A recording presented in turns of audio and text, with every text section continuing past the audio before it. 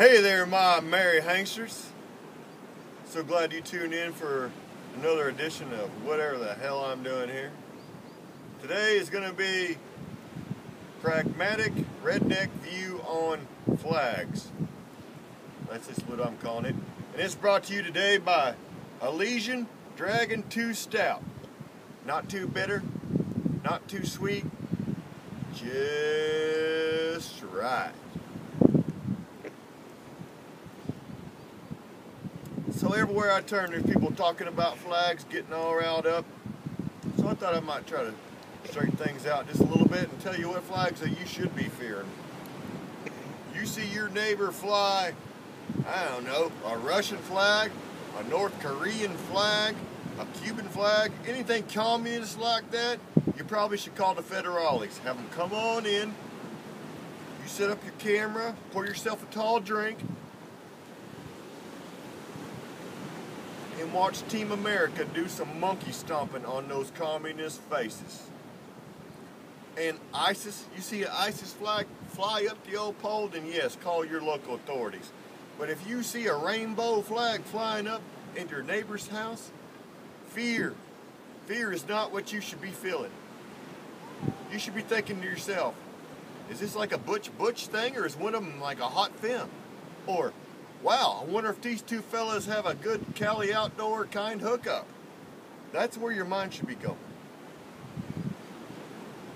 And as far as the big decision, what's just gone down the pike, this is where the pragmatism comes in. Because the pragmatic view of things is, just for a minute, put down your morals, put down your money, and think about what's the real outcome of this. What are going to be the results? And I'm telling you right now, a lot of our tragic history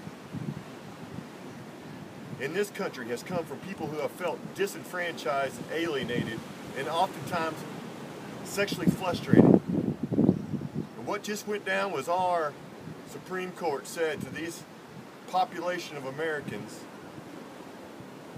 feel free to pursue happiness and freedom. You are Americans.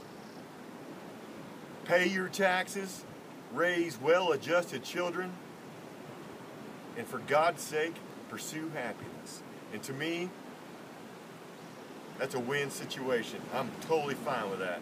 And I know of at least two of y'all out there that have messaged me that probably are saying right now, what about what my Bible says, or what about what Jesus says?